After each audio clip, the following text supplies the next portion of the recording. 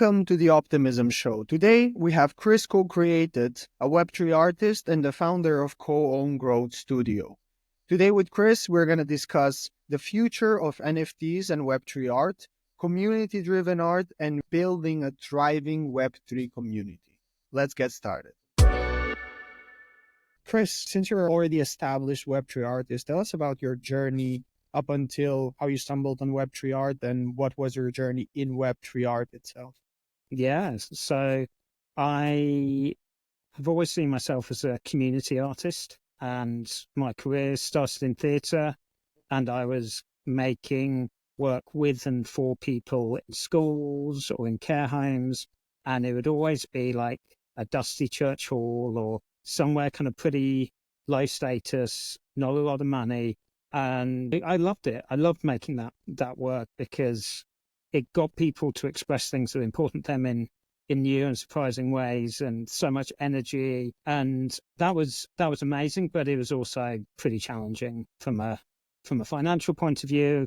And long story short, I ended up working to change the care sector and working in leadership, organizational development, culture, all of these kind of areas. And there was a lot in that. I still run a care business, but it wasn't kind of nourishing me creatively. And I think a lot of my work I make, and I think most artists is the same, you're making to feel something that isn't there in your life in some way. So when I kind of came into Web3 initially, it was kind of the realization that there was technology here that could help transform the world. And I'd always been very interested in global social justice issues and kind of came to realize that the structures and systems that we organize our society through don't empower people, are not just and equitable. And all of these things kind of in the technology around Web3 really inspired me. And so that was kind of the first thing that brought me in. And then kind of arriving, I was like, oh, holy shit, this is community art. A lot of what is happening here is community art practice. And there's resources here as well. This is not hard and complex and difficult. Well, actually, it is hard and complex and difficult, but in a whole different load of ways than kind of when I was making work in care homes and that kind of thing. And I got kind of really excited and interested around it, and found myself into just right at the edges of the nouns community. And that's because when I first kind of found out about Web3, I was like, oh, DAOs sound amazing. Like, what can I find if I Google on the internet? And I found nouns, and I was like, and I need $50,000. $100,000 to buy one. Like, what the absolute? I didn't get it at all. And then over a little bit of time, I came to realize that you can build on nouns without needing to own the token, without needing to spend any money at all, so long as you're making nounish, interesting things that all organizations there and interested to support. So I had this kind of fun idea of what does a profile of a profile picture look like? Like, what if you turn it sideways? And I made a whole series of nounish work around this. Actually, I just got a little pin still sitting here. But if you put the noggles sideways, you get them like that. So you're looking lost, right? Noggles, turn them sideways, and you get them. So yeah, that was the first sort of big in inverted commas project for me, and I didn't know what the fuck I was doing. I put it up there.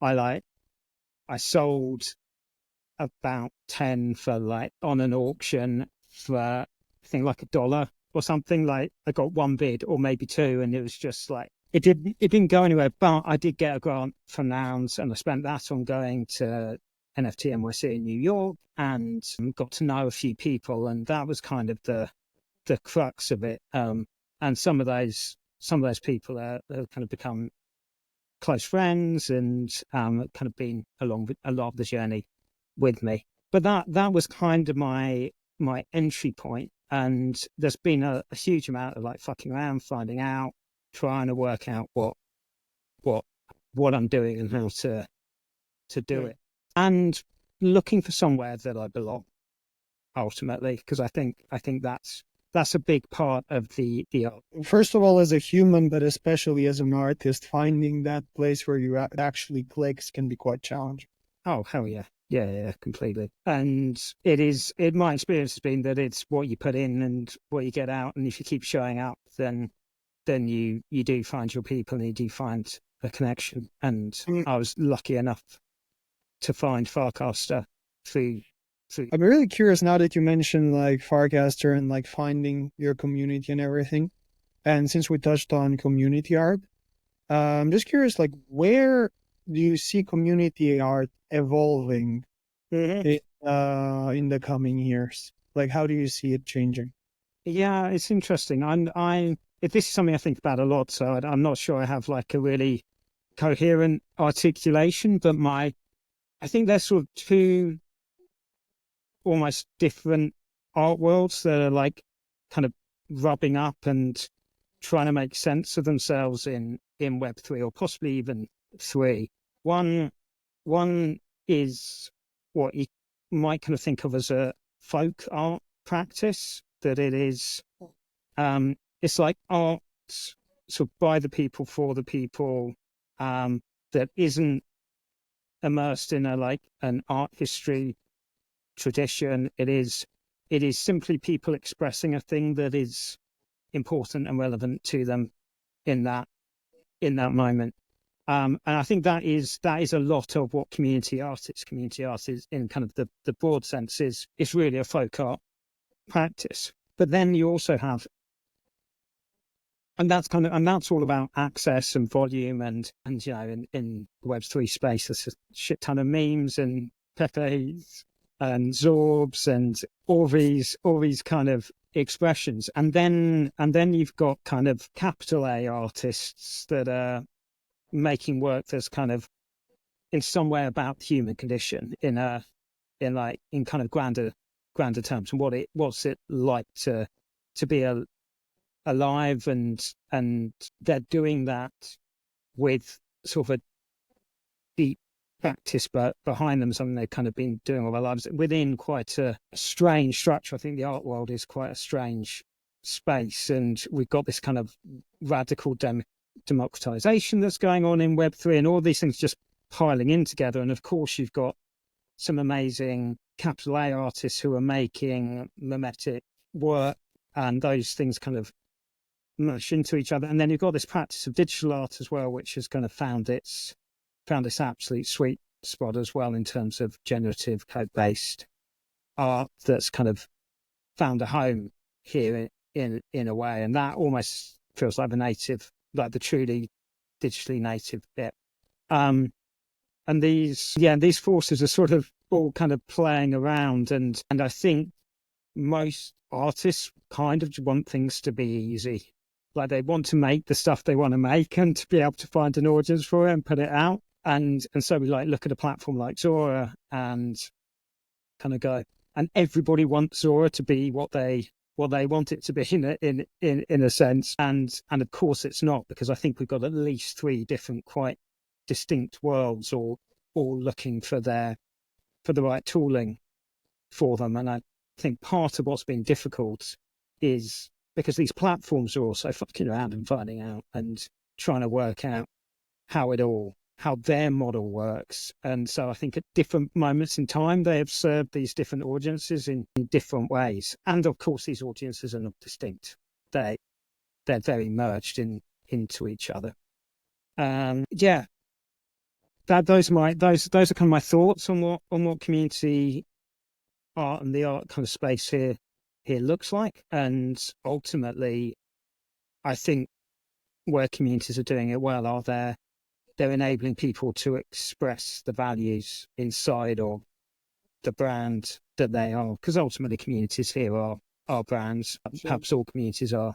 I don't know. Let's think about my local street. Maybe that's not a brand, but my town probably is a brand in a way. And yeah, I think those communities that do it well are ones that enable people to generally express the values. What are your thoughts on, like, when it comes to these communities, what do you think it's the core drivers that really makes a community strong, especially a community of artists? Like, what are the key things that connect and intertwine the different energies inside and make it work and actually make it grow afterward?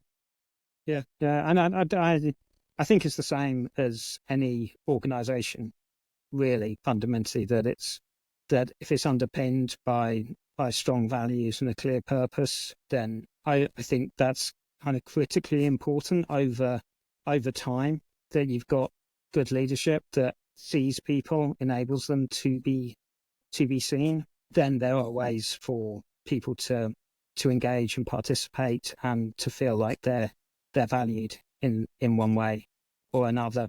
You know, if you look at the communities that are out there, and one of the strongest ones for me is Base right now, and there's a very clear set of values there. They know exactly what they're doing. They're building this global on-chain economy, and their values are right there in it. Is creativity, innovation, freedom. It's like bang, everyone can get on board with that. You've got great leadership and this isn't particularly going to an artist point of view. That the leaders are really around devs. They know that's their access route, but there's plenty of space for artists to come and get expressed within that kind of big structure that's going on and doing something profound and meaningful in the world. I think the challenge with artist communities often is that it's actually quite a difficult small community to be in, because it's almost art for art's sake, in a sense, which for me is beautiful and inspiring, and artists love that. Then you get this very kind of small community that's actually wants outsiders inside of it, because they want people to collect their work as well most of the time, and that I think is quite difficult at the moment. And I think we're in a bit of a art related bear right at the moment. Like, thing is, especially like with the current state of the world and even the current state of our own little niche world on Firecaster or the communities, and having that sort of like a bear market for, like, especially for the art. In your opinion, what are some things that will eventually help us get out of that bear market and actually spreading the art that truly makes a difference, and not just the art that is there practically just to make profit and not much more than that? And I think a lot of artists get stuck in that. Personally, I think a lot of artists get stuck in that. Is like, I want to create, but then do I have to create this in this way just to be able to afford the lifestyle? Right. Yeah. I think it's a super interesting question. And part of the issue at the moment is that there's not enough attention. There's, artists in theory, having an artist's life is great. If you can actually spend your days creating art, self-actualizing, and earning a living for it, like, there's a huge number of people that want that life. And so so suddenly everyone ears pick up and go, oh yeah, there's a ton of money to be made over here, and come and make your stuff. And it's like, yeah, but we don't have the audience here yet. We've got a few million people in total on chain right now, and the people that want deep, thoughtful art that asks big questions, that's challenging, that makes us think differently, or to truly be seen, that takes a certain audience member fundamentally. And when we've got 1 billion people on chain, then there's going to be an audience. There's going to be a much bigger audience. And therefore the kind of people that are looking out for that work are also going to be there. That's kind of how I think about it. I'm much more optimistic about selling 1 million pieces, like 30 cents each, than I am about like a rarefied one of one kind of recreating the traditional art market on chain. And probably there will be both. I'm sure there'll be both. It'll depend on what artists want to do, but I think it's about finding ways to make things that hit at scale, that actually are tapping into the moment that's here in front of us. And the moment that's here in front of us is not a load of people sitting around considering beauty and meaning and kind of what it is to be human. It's mainly people going, LFG, we're at the start of something crazy and wild and interesting. And so I think it is going to be, as an artist, it's trying to do both of those things in some way. Tapping into the current culture is, I think, the route to scale if you're going to be around here in a meaningful way, but also doing it in a way that is profound and beautiful and meaningful. And if you can kind of find that route through, then I think that's the sweet spot. But just expect us to turn up and do whatever your art might well not hit at this point. Well, following up on that, now that you have you're launching another project, as you mentioned. Mm-hmm. When you launch, since the market is so small right now, and as you said, like being a bit more optimistic of selling like more of 1 million pieces at 30 cents than going at that niche one-on-one traditional art market. Mm-hmm. What are some things right now that help you a lot when launching a new project to actually, I assume you have certain goals with each project to actually achieve those goals, or at least some of the expectations there? Like, what are some things that you're really looking for that so far has helped you? I know it can be quite different from project to project. Yeah. So the first bit is that I actually have stopped having goals. I'm not too attached to what happens with each thing. I think that Creating art for creating. I wish. And the reason I say that is because definitely my most successful pieces have been when I have tapped into a particular project and a particular thing that is happening, that is like not just my art about whatever I think's interesting. It is taking things that I've created. So my signature pieces are art made from handles, the social handles of the people that collect that art. Generally, those are kind of the key pieces. I've done them with PFPs. I've done them I've done lots of other things, but those are the ones that have kind of hit most strongly.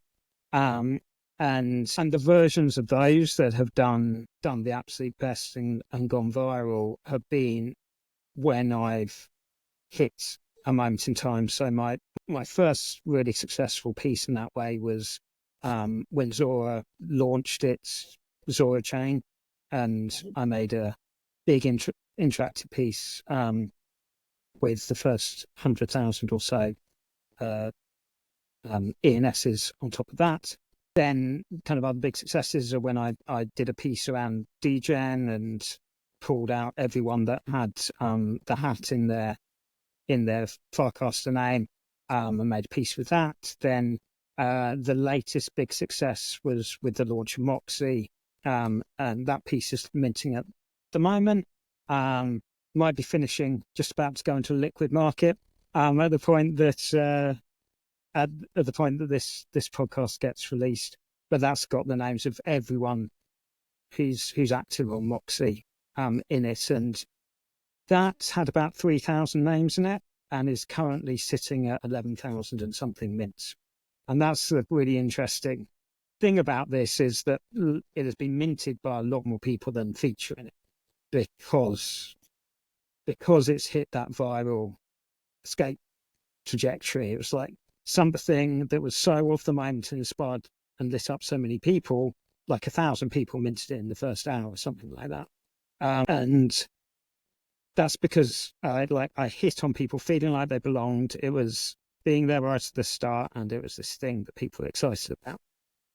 And when that happens, then everyone jumps in. And then once everyone's jumped in, you get this network effect and people see what's going viral and so they jump on it and you get to ride the wave.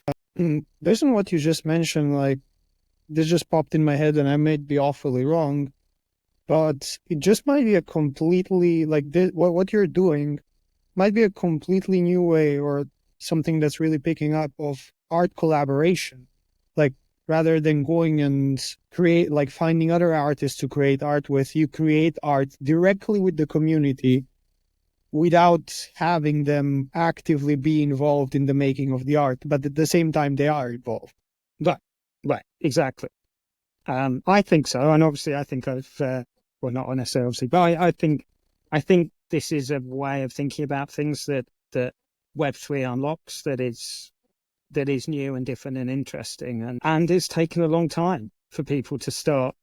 For me, as an artist, it feels like a long time. Like I've been making work like this for getting on 2 years now, and it still feels slow. But at the same time, like 10,000 people noticing something is pretty nice and exciting from that perspective. But I think it's a really interesting space, and this is the kind of the core of the exploration of my work, is that what is fundamentally different about Web3 is the community of people who collect an artwork.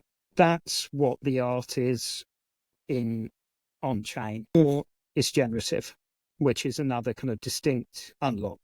I think, generative arts can function in a totally different way because of the blockchain. And I also think that community art in this way can function in a totally different way because of the blockchain. And it's really underexplored at the moment. And I'm just about to release a new project that's looking to articulate this idea in the simplest way that I possibly can. Because that's one of the things I've also realized, is that it's very easy to make this work complicated. Like I was just going to pick up something that I thought was just there, but it's not. But I've realized that I can't explain my work to people that I meet in the real world in a straightforward way, because first they have to understand what Farcaster is. Like one of my biggest orders, or what Zora is. Like I can talk to you quite quickly about what the Zora artwork was, or the Moxie artwork, but if you don't have that context, then that's like at least a 10-minute conversation to have some vague sense of what it is that's going on before I can then explain what my art is. And so what I'm about to release is a series of work that's intended to be ongoing as long as the community is interested in it, and hopefully for decades, called We Are the Art. And the very first piece for that is going to be the Mona Lisa, made out of the names that everyone who owns the token that represents the Mona Lisa, We Are the Art. And that's going to be released hopefully this week. That's going to be the first piece. And then next month, we will have a community of people who are subscribed on Hypersub to go on this journey. And collectively, we'll decide what the second piece in the collection will be. And that, to begin with, is going to be limited. It'll probably be like either Starry Night or The Scream or Guernica. And then as a community, we'll decide what piece we want to make. And then that journey will continue. And every month we will make a new piece in this same style, with the only stipulation being that it's a CC0 piece of art. So that's going to be released as a Hypersub, which is a way for people to subscribe and say, I want to be inside of this thing ongoingly. Everyone that's subscribed is going to get 11 tokens, 11 copies of the artwork dropped to them, which gives them two things. One, they can send it to their friends. They can make a gift of it. And two, because it's a liquid market, once the mint is closed after a month, they've then got some tokens with some value as well. And if, as I theorize, and I think you're also kind of thinking this is actually a new and different way of thinking about and creating art, then it's not unreasonable to think that the early work is going to appreciate in value over time. That is definitely like a way of creating art that I have not encountered before. And the other thing is like, first of all, I find it super interesting because like the community itself, like it literally, your project name, like We Are the Art, is exactly that. Like that's exactly what we're doing. Like the people are the art. Like you're also guiding the art. Now, you being one of the, I can, I think I can comfortably say, like you being one of the pioneers of art and like the first movers on Farcaster, Zora, and even Web3 in general, it's actually so new that like you're really paving the path for new artists that will start coming in as Web3 art goes more and more and more mainstream. What currently like thinking like what are some things, for example, that you have learned throughout your journey and now maybe what you're learning with the launch of your newest project, We Are the Art, that you think it's very important to hear, like for new artists to hear, so they have, let's say, a smoother journey in the Web3 space? Not necessarily say easier, but like smoother. For sure. So, I guess first I'd say like we are still really early with all of this, and I can't claim to be like a Web3 OG artist. Zora and Farcaster I'll accept, but like when I first turned up, I felt like I had no idea what I was doing, and that everyone had been here forever, and like I'd missed everything. I'd missed punks and swiggles, and all of that was like all before my time.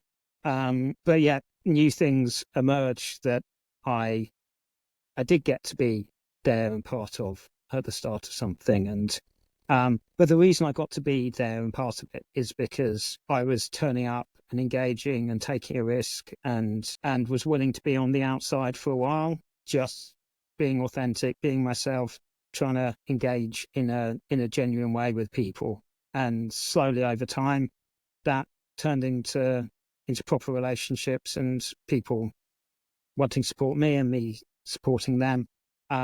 So yeah, I would definitely say that like don't get too much in your own head about whether you belong or not. Just kind of show up and create something that you hope people find valuable. And I think there's loads and loads of examples of people that I didn't even know 3 months ago, never heard of. And I'm there on Farcaster social media like every day, multiple times a day, and people like the guy that runs the Success channel, Mars, can't say his name now, but he's come from nowhere over 3 months just by turning up and making a genuine connection and contribution for people and supporting them. And as an artist, turning up and doing that's definitely going to help. Doing the stuff that you're interested in, but also being really mindful to what other people are being interested in. Like this artist called Yon on Farcaster. He basically just turned up and started doing versions of people's PFPs in his own style, and they're super colourful and they're super animated. And people love that because people love themselves. Like I'm being willing to do some of that. Like, and he got himself a significant reputation and attention by doing that. And that kind of thing is a whole ton more successful than just turning up and posting beautiful images, beautiful as they might be. It's we're in an absolutely flooded market. But what you can't get is a version of me in some way, a version of my community, and version of this moment in time that's going to go away. And so yeah, think how you can meaningfully engage in scarcity, in genuine scarcity, rather than some false, oh, I'm only going to release one of these type scarcity. I think yeah, those are some thoughts, I think. So that's like really like engaging, like making something meaningful and engaging with the community and building with the community. Yet a lot of like, especially like newcomers, from what I've seen in the art space, like you know it better. Like a lot of people also when they hear about Web3, the first thing or Web3 art specifically, the first thing they think about is like NFTs and super monetizing your art and everything. So what are some things that have helped you along the way to monetize your art? And also, what are some things that new artists that are entering this space should keep in mind so they don't get disappointed when it's monetizing their art? Because a lot of people are going full in, and yet after some time, when it's not going according to their expectations, get disappointed and just drop it off at the practically the worst possible moment, because if they waited just a bit longer, it would have been amazing. Yeah, and I think definitely come in with low expectations. See this as a long game. Now, I think the period of like crazy money being paid for art is basically over in terms of Web3. I'm sure there'll be exceptions, but yeah, we have an absolutely flooded market. So I'd be thinking in terms of pocket money rather than like full earning a living for the first period of time, and experiment and come around and do it because it's fun, do it because you enjoy being here, not because it's work. Is my recommendation. If it building relationships, you're going to make money one way or the other, but it probably won't be doing the thing that you think you're doing, if that makes sense. But we've got, on the Firecaster platform, we've got multiple ways that people can pay you for if you come along and genuinely create value, and that might only be a few cents here, a dollar there. Maybe someone really big really likes what you're doing and you get $10 for a thing. But if we're at a few million at the moment and we're going to 1, 2, 3 billion people, then all of this scales, all of this ramps up. And so if you're creating something that's valuable, then there's plenty of space and time for that to happen. But right now, at this moment in time, jumping into Web3 or jumping onto Firecaster, if you're already in Web3, is not going to suddenly earn you a living. But there are definitely things you can do by delivering what people are interested in, what they're excited about. The other thing I'd say is I think there's opportunity to, if you can really lean into providing something to the community they want. So I think about this athlete. There's a British triple jumper who's turned up on Firecaster like a couple of months ago, doing fitness stuff every day, talking about her journey, and people want to get fitter, and she's providing them content on a daily basis that is helping them get fitter and giving them some insight into what it is to be an athlete. And there's an opportunity there for an artist to come in and help people in a genuine way. Is like learn to draw. There's a space for the person who teaches people how to draw on Firecaster, or the person that helps people think about how to be more creative, and who shows up every single day, providing explainer videos, giving tips, engaging genuinely. There's some massive wide open spaces where you can really be the first mover still.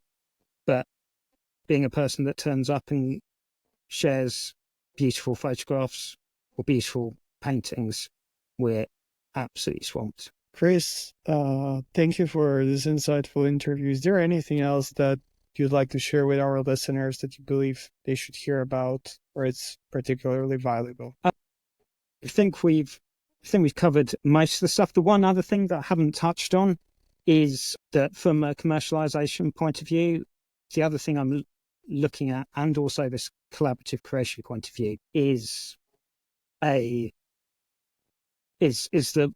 I'm in the process of building with others a growth studio, a growth agency on Farcaster, from this observation that we all want to belong, we all want to be collaborating with brands, with communities in a meaningful way where we're co-creating together, and we're making meaningful experiences. And so we're building that in a co-created way. We're co-owned. It's working title is CoOwn Growth Studio, and we're doing it co-owned with people who are there on Farcaster, and making collaborative community art is part of that offer, on top of, the more standard Growth Studio engagement tools. But there's space there as well for artists and for monetization. And that's part of how I'm thinking about what I'm doing, because knowing that the most successful pieces I've done have been where I have made work for brands and they have lit things up. There's a chunk of opportunity there that we're not even really scratching the surface of, because as far as I'm concerned, a big chunk of the future of brands and marketing and co-created, it isn't, hey, we're the experts and we're going to tell you what to do. Says me, who's been chatting on about what I think for the past half hour. But one last thing, where can listeners of our podcast find your newest project? So the website is CoCreated.xyz. That's the easiest place for anyone to come and find me. But if you're a little bit deeper into Web3, then come find me on Farcaster, where I'm ChrisCoCreated. Amazing. And all those links will be actually in the description, so you can go straight to them. Perfect. Thanks, Kris. Thank you, Kris. Thank you for tuning in with us on this episode of The Optimism Show. To get the keynotes of this episode, go to insights.optimism.show. And don't forget to leave a comment on who would you like to see as our special guest on the next episode of the show. And until then, stay optimistic.